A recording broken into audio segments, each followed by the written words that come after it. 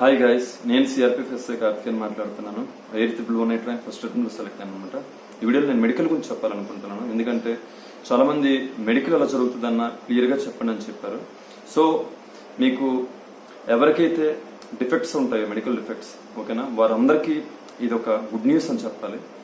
ఎందుకంటే SSC CPO medical అనేది, ఓకేనా, మెడికల్ టైంలో మీరు రిజెక్ట్ అవ్వచ్చు, కానీ రీమెడికల్లో ఖచ్చితంగా అందరూ ఫిట్ అయిపోతారు అనమాట.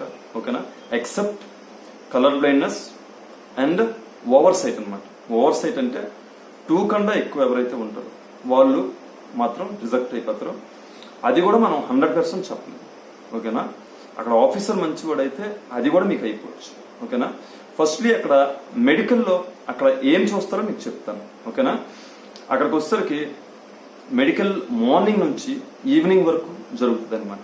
ఓకేనా, ఏమేమి చూస్తారంటే ఐసైట్ ఒకటి చూస్తారు, కలర్ బ్లైండ్నెస్ ఒకటి చూస్తారు, నోస్ డిఎన్ఎస్ ఒకటి చూస్తారు, క్యావిటీస్ చూస్తారు, అదేవిధంగా నోకర్నీస్ చూస్తారు, బౌలెక్స్ అంటే తెలుసు కదండి, లెగ్స్ మధ్యలో ఓవర్ గ్యాప్ వచ్చేస్తుంది అనమాట. మీరు ఒక వీ షేప్ లో పెట్టారంటే ఓవర్ గ్యాప్ వస్తుంది, దాన్ని బౌలెక్స్ అంటారు. ఆ తర్వాత హ్యాండ్ బెండ్ ఒకటి, వెరికోస్ వెయిన్స్ ఒకటి. ఓకేనా, అక్కడ జంపింగ్ చేయమంటారు. జంపింగ్ చేసినప్పుడు కొందరికి ఇక్కడ కాలు మీద నర్వ్స్ తేలుతాయి అనమాట, వాటిని వెరికోస్ వెయిన్స్ అంటారు. ఓకేనా, ఆ తర్వాత పైల్స్ ఒకటి, ఓవర్ వెయిట్ ఒకటి, బిఎంఐ బట్టి వెయిట్ చెక్ చేస్తారు. ఆ తర్వాత ఇయర్ చెకప్ ఒకటి ఉంటుంది. ఇయర్ చెకప్, ఇయర్ లో కొందరు హోల్స్ ఉంటాయి అనమాట, అవి ఒకటి చూస్తారు. తర్వాత బ్లడ్ టెస్ట్ ఒకటి, ఇంకా యూరిన్ టెస్ట్ ఒకటి చేస్తారు. బ్లడ్ టెస్ట్ వచ్చేసరికి మెన్కి 14 ఉండాలి, ఉమెన్ కి 13 పాయింట్స్ ఉండాలి యూరిన్ టెస్ట్. ఓకేనా, ఇంకా ఫ్లాట్ ఫుట్ అనమాట, ఫ్లాట్ ఫుట్, ఇవి చూస్తారనమాట. సో మీరైతే ఇవన్నిటికీ మీరు భయపడిన అవసరం లేదు. ఓకేనా, ఎక్సెప్ట్ ఓన్లీ 2. ఓకేనా, అది ఏంటంటే over sight and colour blindness అనమాట. వీటికి తప్ప మరి దేనికి భయపడకలేదు. ఎందుకంటే ఇవన్నీ రీమెడికల్ అయిపోతాయి, ఖచ్చితంగా అయిపోతాయి.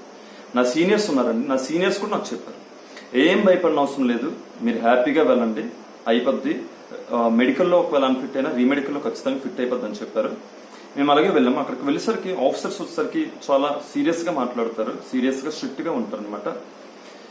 వారిని చూస్తే చాలా మంది ఏమనుకుంటారంటే మెడికల్లే అవ్వలేదంటే రీమెడికల్ అసలు అవ్వదేమో అనుకుంటారు. అది చాలా పొరపాటు అండి. ఓకేనా, ఎందుకంటే నా బ్యాచ్ లో కూడా 60 మెంబర్స్ లో 18 మెంబర్స్ డైరెక్ట్ ఫిట్ అయ్యారు. ఓకే, రిమైనింగ్ మెంబర్స్ లో రీమెడికల్ కి రమ్మన్నారు అనమాట. వారు రీమెడికల్ కి రమ్మన్నప్పుడు అందరూ వెళ్ళారు, కానీ ఒక 5 మెంబర్స్ మాత్రం అటెండ్ అవ్వలేదు. ఎందుకంటే వారు చూసి భయపడిపోయారు అనమాట. మెడికల్లే అవ్వలేదంటే రీమెడికల్ అసలు అవ్వదు, ఆఫీసర్స్ చాలా స్ట్రిక్ట్ గా ఉంటారు అని భయపడిపోయి వెళ్ళడం మానేశారు. మ్యాటర్ ఏంటంటే వెళ్ళడం మానేసిన వారు తప్ప ప్రతి ఒక్కరు మెడికల్లో ఫిట్ అయిపోయారు. ఓకేనా, ప్రతి ఒక్కరు మెడికల్ ఫిట్ అయిపోయారు. నా సీనియర్స్ బ్యాచ్ లో కూడా అంతే, ప్రతి ఒక్కరు మెడికల్ ఫిట్ అయిపోయారు ఎక్సెప్ట్ కలర్ బ్లైండ్నెస్. ఓకేనా, అది కూడా ఆఫీసర్ మంచివాడైతే మీకు అయిపోవచ్చు. ఓకేనా, సో ఇదంతా మీరు మైండ్ లో పెట్టుకోకండి. First of all me target అంతా ప్రిలిమ్స్. నేను ప్రిలిమ్స్ లో ఎంత స్కోర్ చేయగలను, నాకు ఎంత బాగా వస్తుంది అన్న దాని గురించే మీరు ఆలోచించాలి, కానీ మీరు అనవసరంగా మెడికల్ గురించి మాత్రం పెట్టుకోకండి. మీరు ఇది షేర్ చేస్తారని ఖచ్చితంగా నమ్ముతాను. ఎందుకంటే ఇప్పుడు వన్స్ మెడికల్ డిఫాల్ట్ అన్నమాట, ఇప్పుడు మైండ్ అనేది ఆటోమేటిక్ గా ఒక యాంగ్జైటీ అండ్ ఒక నెగిటివిటీతో ఉంటది. ఏంటంటే చివరి వరకు వెళ్ళి నేను మెడికల్ ఫిట్ అయిపోతున్నాను అనే ఆలోచన ఎప్పుడైతే మీకు వచ్చిందో వాడి ప్రిపరేషన్ 100% వాడు ఇవ్వలేడు అనమాట. ఎందుకంటే ఆ చివరికి అదే గుర్తొస్తుంది అనమాట, మెడికల్ ఫిట్ అయిపోతుంది, మెడికల్ అన్ఫిట్ అయితే ఏమవుతాము అనేది గుర్తొస్తుంది. సో వారందరికీ చెప్తాను, no need to fear about anything else. ఓకేనా, ఎస్ఎస్సి సిపిఓ మెడికల్ అనేది చాలా ఈజీ, ఎవరైనా అయిపోతారు except colour blindness and over sight. గురించి నా సిన్సియర్ అడ్వైజ్ ఏంటంటే ఇయర్ బ్యాగ్స్ ఉన్నవారు ఇయర్ బ్యాగ్స్ క్లీన్ చేసుకోండి.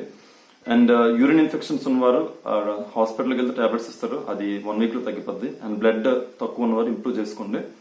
ఇంకా మెయిన్లీ ఏంటంటే ఫ్రెండ్స్ తో ఎప్పుడు డిస్కషన్ చేయకండి మెడికల్ గురించి. ఎందుకంటే వన్స్ డిస్కషన్ చేసామంటే మనకు ఆటోమేటిక్ గా టెన్షన్ అనేది పెరుగుతుంది. అక్కడ టెన్షన్ పెరిగిందంటే అక్కడ ఈసీజీ తీసినప్పుడు ఆటోమేటిక్ గా మీకు హైపర్ టెన్షన్ అని కానీ లేదా హై బ్లడ్ ప్రెషర్ అని కానీ ఇలా రాసి వచ్చనమాట. సో ఇది కూడా రీమెడికల్ లో ఖచ్చితంగా అయిపోద్ది. కానీ మన టార్గెట్ ఏంటంటే మెడికల్ లోనే ఇది కంప్లీట్ చేసుకోవాలి. ఎందుకంటే రీమెడికల్ 2 days తర్వాత రమ్మంటారు. 2 days తర్వాత రమ్మంటారు అంటే ఏంటి, హైదరాబాద్ లో ఉంటారు మీరు. హైదరాబాద్ లోన 2 days అంటే 2 more days కి ఎక్స్ట్రా రూమ్ రెంట్, అదేవిధంగా ఫుడ్ ఛార్జెస్, ఇదంతా ఎక్స్ట్రా 4,000 to 5,000 వేస్ట్ అయిపోద్ది అనమాట. ఓకేనా, సో హ్యాపీగా వెళ్ళండి, ఓకేనా. రీమెడికల్ లో ఖచ్చితంగా ప్రతి ఒక్కరు ఫిట్ అయిపోతారు. మెడికల్ పోయినా పర్లేదు, రీమెడికల్ లో ఖచ్చితంగా ఫిట్ అయిపోతారు. ఇంకా ఎస్ఎస్సి జీడీ వారు ఎవరైతే ఉన్నారో చిన్న డిఫెక్ట్స్ కూడా పోయిన వారు ఉన్నారు, లైక్ నాక్ నీస్ కానీ హ్యాండ్ బెండ్ కానీ తీస్తారనమాట. సో వారందరూ ఎస్ఎస్సి సిపిఓ ఎస్ఐని టార్గెట్ గా పెట్టుకోండి, ఓకేనా. ఎందుకంటే every failure is a new key to the success అనమాట, ఓకేనా. సో జనరల్ గా చూడండి, కానిస్టేబుల్ 1 మార్క్ లో పోయిన వాడు నెక్స్ట్ అటెంప్ట్ కి 1 year ఫుల్ పర్ఫెక్ట్ గా చదివి, ఎందుకంటే వాడికి ఆ జీల్ ఇంకా డిటర్మినేషన్ అనేది వాడికి ఉంటుంది. సో కంప్లీట్ గా ఈరంతా ఫుల్ హార్డ్ వర్క్ చేసి ఎస్ఐ అయిపోతారు అనమాట, ఓకేనా. అదే ఫస్ట్ టైమే కానిస్టేబుల్ వచ్చింది అనుకోండి, కానిస్టేబుల్ తోనే సాటిస్ఫై అయిపోయి కానిస్టేబుల్ లో జాయిన్ అయిపోతారు అనమాట, ఓకేనా.